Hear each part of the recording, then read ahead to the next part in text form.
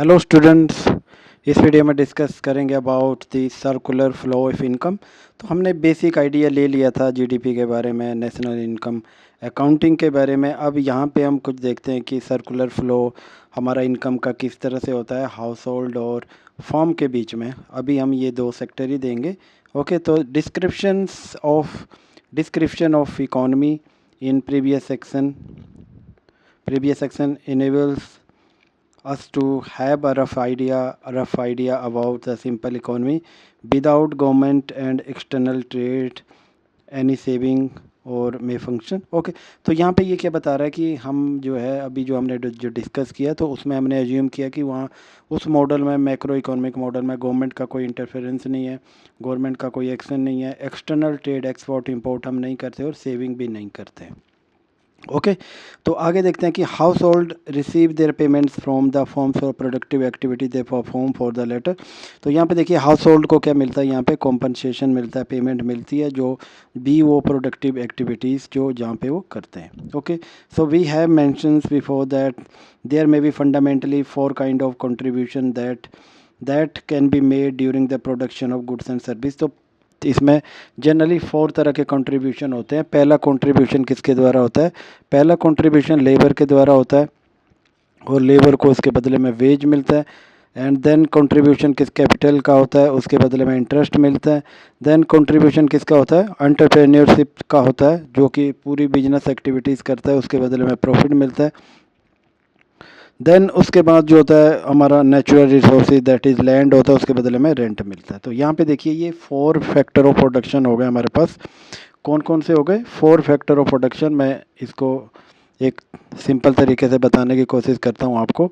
तो पहला प्रोडक्शन हमारे पास क्या हो गया? हमारे पास factor of production first is labour, और लेबर को क्या मिलता है?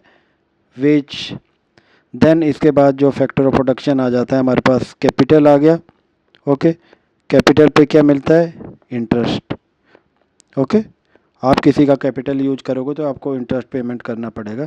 देन इसके बाद हमारा क्या जाता है? लैंड आ जाता है। जैसे नेचुरल रिसोर्सेज आ गए तो लैंड के बदले में आप क्या देते हैं? आप उसमें रेंट पे करते हो। देन उसके बाद जो है एंटरप्रेन्योरशिप जो आता है, इसको हिंदी में हम उद्यम वृत्ति भी बोलते हैं। तो इसमें क्या होता है कि ये जितने भी फैक्टर ऑफ प्रोडक्शन होते हैं ऊपर 3, इन सबको इकट्ठा करके ये पूरी बिजनेस एक्टिविटीज़ करता है और इसके बदले में इसको प्रॉफिट मिलता है। तो कीप इन माइंड दैट कि ये 4 तरह के जो फैक्टर ऑफ प्रोडक्शन है और इनके बदले में जिनको जो कॉम्पनसेशन मिलता है वो यहाँ पे डिस्कस किया गया। तो आपको याद रखना है, माइंड में रखना है कि लेबर को वेज प्रोवाइड किया जाता है, कैपिटल को इंटरेस्ट की पेमेंट होती है, लैंड को रेंट प्रोवाइड किया जाता है, देन एंटरप्रेन्योरशिप जो होती है उसको प्रॉफिट मिलता है। ओके, सो ये इम्पोर्टेंट है। आगे बात करते हैं हम। आगे क्या होता है कि इन सिंप्लीफाइड इकोनॉमी, बिल्कुल सिंपल इकोनॉमी में, there is only one way in which house hold में डिस्पोज ऑफ देयर अर्निंग।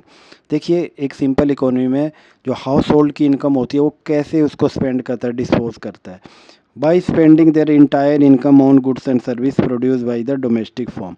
जो हाउस होल्ड है उसको जो जितने भी इनकम मिलती है तो उसको कहाँ स्पेंड करता है? जो गुड्स एंड सर्विसेज जो किसी डोमेस्टिक फॉर्म ने प्रोड्यूस की है उस पे स्पेंड करेगा। और यहाँ पे हमने एज्यूम किया है कि जो हाउस होल्ड होता है वो कोई भी सेविंग नहीं करता है। Other channel of disposing their income are closed. Okay, and we have assume household do not save. हमने अज्यूम किया कि हाउस होल्ड कोई भी सेविंग नहीं करता है। And they do not pay taxes to government, government को भी कोई टैक्स पे नहीं करता है। Since there is no government, यहाँ पे हमने अज्यूम किया कि कोई गवर्नमेंट नहीं है। Neither do they by important goods, वो कोई भी इम्पोर्टेड गुड्स का यूज नहीं करते हैं क्योंकि हमने अज्यूम किया कि क्लोज इकोनॉमी है, यहाँ पे एक्सटर्नल ट्रेड नहीं है। In other words, factor of production use their remuneration to buy goods and services they assisted in producing। जब उन्होंने किसी भी गुड्स एंड सर्विस को प्रोड्यूस करने में के बदले में उनको जो भी कॉम्पनसेशन या मिला था उसको वो उन्हीं गुड्स एंड सर्विसेज पे स्पेंड कर देते हैं। The aggregate consumption by household of economy is equal to aggregate expenditure और goods and service produce by the firm. तो देखिए यहाँ पे इंपॉर्टेंट बात बता रहा है कि अग्रीगेट कंजम्पशन जो होता है, अग्रीगेट जो कंजम्पशन होता है वही हमारा क्या अग्रीगेट आउटपुट के इक्वल होता है। So this is very important. अब आगे बात करते हैं कि ये सर्कुलर फ्लो कैसे चलता है यहाँ पे। तो देखिए ये सर्कुलर फ्लो की बात करेंगे हम यहाँ पे। तो देखिए entire income of economy therefore comes back to the producers in form of sales of revenue. Okay, तो फिर से जो है ये प्रोड्यूसर की तरफ सारी इनकम आ जाती है। देयर इज़ नो लीकेज, कोई भी लीकेज नहीं है सिस्टम में। There is no difference between amount of that form है distributed in form of factor payments. Okay, so यहाँ पे कोई डिफरेंस नहीं होगा। अब मैं इसको बिल्कुल सिंपल तरीके से बताने की कोशिश करता हूँ। तो देखिए ये एक हाउस होल्ड है। हाउस होल्ड जितने भी इंपॉर्टेंट फैक्टर ऑफ प्रोडक्शन है वो सारा हाउस होल्ड ही प्रोवाइड करता है, और ये फॉर्म है, इसका अस्तित्व अलग है। तो यहाँ पे देखिए तो हाउस होल्ड क्या करेगा, फैक्टर सर्विसेज प्रोवाइड करेगा। जैसे वो लेबर प्रोवाइड करेगा, लैंड प्रोवाइड करेगा, कैपिटल प्रोवाइड करेगा, और जो है एंटरप्रेन्योरशिप प्रोवाइड करेगा। ओके, तो इस तरह से उसने फैक्टर सर्विस यहाँ पे दे दी। ओके, और जब फैक्टर सर्विस दी तो उसके बदले में फैक्टर पेमेंट कहाँ पे हुआ, हाउस होल्ड की तरफ हो गया। ओके, तो उसने सर्विस दी और उसमें फैक्टर पेमेंट उसको यहाँ पे हो गया। ओके, अब यहाँ पे आगे देखिए कि हाउस होल्ड के पास जितनी भी इनकम आई, हाउस होल्ड ने उसको स्पेंड कर दिया फर्म के प्रोडक्शन के ऊपर। ठीक है, फिर वो प्रोडक्शन में गुड्स एंड सर्विसेज जो है वो हाउस होल्ड की तरफ चला गया। तो इसलिए क्या बता रहा है, तो एक ही बात आ गई, फैक्टर इनकम की आप बात करो या आप स्पेंडिंग की बात करो या गुड्स एंड सर्विसेज की बात करो। ओके, स्पेंडिंग उतनी ही होगी जितनी फैक्टर पेमेंट्स हो रही है हाउस होल्ड को। ठीक है, क्योंकि वो सेविंग नहीं कर रहे हैं तो सारी पेमेंट जो है वहीं पे स्पेंड कर रहे हो। ओके, तो यहाँ तक मैंने आपको बताया, तो मैं इसको फिर से आपको एक डायग्राम के थ्रू बताने की कोशिश कर रहा हूँ यहाँ पे। तो देखिए यहाँ पे अगर हम पूरा जो है यहाँ पे मैं, तो देखिए यहाँ पे मैं एज्यूम कर लेता हूँ हाउस होल्ड, यहाँ पे मैं एज्यूम कर रहा हूँ। ओके, तो जो यहाँ पे जो एनसीईआरटी की बुक में दिया है मैं उसी का एक्सप्लेनेशन करूँगा, कोई एक्स्ट्रा चीज़ ऐड नहीं करूँगा। तो देखिए ये हाउस होल्ड है, आपके पास हाउस होल्ड है और यहाँ पे फॉर्म है। ओके, ये फॉर्म है, और यहाँ पे देखिए कि फैक्टर्स ऑफ प्रोडक्शन की सर्विस प्रोवाइड की। ओके, फैक्टर सर्विस जो है हाउस होल्ड ने इसको प्रोवाइड किया फर्म को। ठीक है, और उसके बदले में फैक्टर पेमेंट्स कहाँ तरफ गई, हाउस होल्ड की तरफ गई। ओके, तो देखिए आपको पता है कि फैक्टर ऑफ प्रोडक्शन क्या है, हमारे पास लैंड है factor of production. Okay, then हमारे पास लेबर आ गया, उसके बाद कैपिटल आ गया। ओके, देन कैपिटल के बाद ये एंटरप्रेन्योरशिप आ गया। तो देखिए लैंड को रेंट मिल रहा है, लेबर को क्या मिल रहा है, वेज मिल रहा है, एंड कैपिटल को इंटरेस्ट मिल रहा है, एंड जो एंटरप्रेन्योरशिप है उसको प्रॉफिट मिल रहा है। तो यहाँ पे चला गया। ओके, फिर यहाँ पे क्या करेगा कि हाउस होल्ड जो है ये स्पेंड कर देगा अपनी, क्योंकि यहाँ पे हम एज्यूम कर रहे हैं कोई भी सेविंग नहीं है, जो इनकम है उसको सबको कंजम्पशन कर लिया जाएगा क्योंकि सेविंग जीरो है, कोई टैक्स भी नहीं है। तो यहाँ पे हाउस होल्ड से क्या हो गया, जो फैक्टर इनकम आया था वो अब फॉर्म की तरफ चला गया। ठीक है, स्पेंड कर दिया, और फॉर्म ने जो गुड्स एंड सर्विसेज प्रोवाइड की थी, प्रोड्यूस की थी, वो हाउस होल्ड की तरफ चला जाएगी। ठीक है, तो 3 पॉइंट बन गए। अगर मैं इसको ए कह रहा हूँ, इसको मैं बी कह रहा हूँ, इसको सी कह रहा हूँ, देखिए तीनों सेम ही चीज़ें बता रही है। मतलब फॉर्म से फैक्टर पेमेंट हाउस होल्ड की तरफ जाती है, सी। ओके, और जो हाउस होल्ड की जो इनकम आई है फैक्टर से वो फिर ए के थ्रू फॉर्म की तरफ चला जाती है, मतलब सी इज इक्वल टू ए। ठीक है, जब ये फैक्टर इनकम या स्पेंडिंग फॉर्म की तरफ जाएगी तो वो गुड्स एंड सर्विसेज कहाँ जाएगी, उसके बदले में हाउस होल्ड की तरफ जाएगी। इसका मतलब बी भी इक्वल है। ठीक है, इसका मतलब A equal to B equal to C, ये सारे एक ही चीज़ आ गई यहाँ पे, ये तीनों इक्वल आ गई। फर्स्ट को आप क्या कहेंगे, इसको एक्सपेंडिचर मेथड कहेंगे। ठीक है, क्योंकि ये एक्सपेंडिचर मेथड है।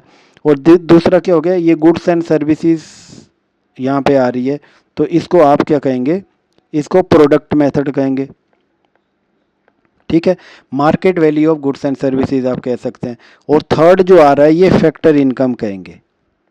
ठीक है, ये फैक्टर इनकम कहेंगे। तो इस तरह से देखिए आप जीडीपी को आप 3 तरह से कैलकुलेट कर सकते हो, किसी से भी करो आंसर आपका सेम ही आएगा। तो फर्स्ट मेथड आपका क्या आ गया, आपका एक्सपेंडिचर मेथड आ गया, ठीक है। पहला मेथड एक्सपेंडिचर मेथड आ गया। दूसरा मेथड क्या आ गया आपके पास? दूसरा आपका प्रोडक्ट मेथड आ गया, ठीक है। एंड थर्ड मेथड क्या आ गया आपका? फैक्टर इनकम या इनकम, आप इनकम मेथड भी कह सकते हैं इसको। आपके पास इनकम मेथड आ गया। तो देखिए तीनों चीज़ों में, तीनों फॉर्मूला से आप जो जीडीपी का कैलकुलेशन करेंगे तो तीनों में जो है रिजल्ट सेम ही आएगा। तो आप किसी भी तरह से कर सकते हैं। तो इस तरह से तीन अप्रोचेज होती है समझने के लिए किस तरह से production of goods and services economy में किया जाता है, फिर इनको कैलकुलेट किया जाता है, फिर वही हमारा जो है जीडीपी बन जाता है। तो देखिए आगे फिर मैं कोशिश करूँगा आपको एक्सप्लेन करने की यहाँ पे। तो इसी को मैं बार बार रिपीट ही करूँगा क्योंकि ये रिपीट ही हो रहा है यहाँ पे।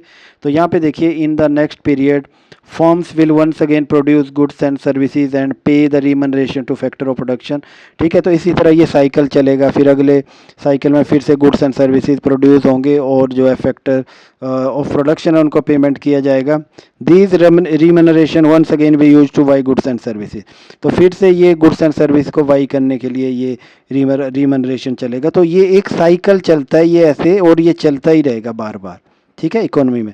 Hence year after year we can imagine the aggregate income of economy going through the two sector. तो दोनों सेक्टर में ये जा रही है कहाँ? हाउस होल्ड और फर्म के बीच में।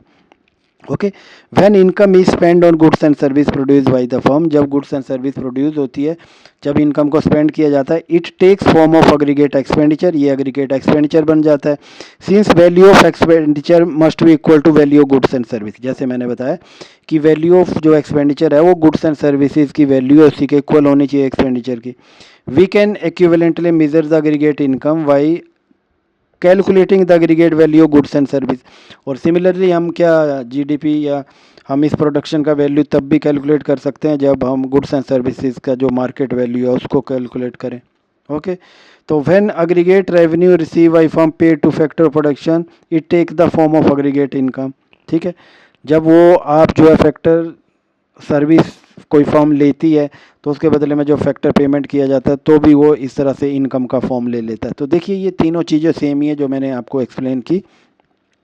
अब देखिए यहाँ पे uppermost arrow going to household, तो मैंने ये सारी चीज़ आपको एक्सप्लेन कर दी, तो आपको फिर से आप गो थ्रू कर सकते हैं, इसमें कोई ख़ास बात नहीं होगी यहाँ पे, ठीक है। अब देखिए यहाँ पे तो तीन मेथड ये अपने आप आ गए यहाँ पे, product method, income method and expenditure method, जो मैंने आपके साथ अभी जो डिस्कस किया, ठीक है। तो यहाँ पे देखिए इसमें और कोई एक्स्ट्रा बात नहीं है। तो इसके बाद हम एक्सपेंडिचर मेथड जो है, प्रोडक्ट मेथड है, उसके बारे में बात करेंगे कि किस तरह से प्रोडक्ट मेथड का यूज करके जो है हम जीडीपी का कैलकुलेशन करेंगे। Okay, thanks for watching.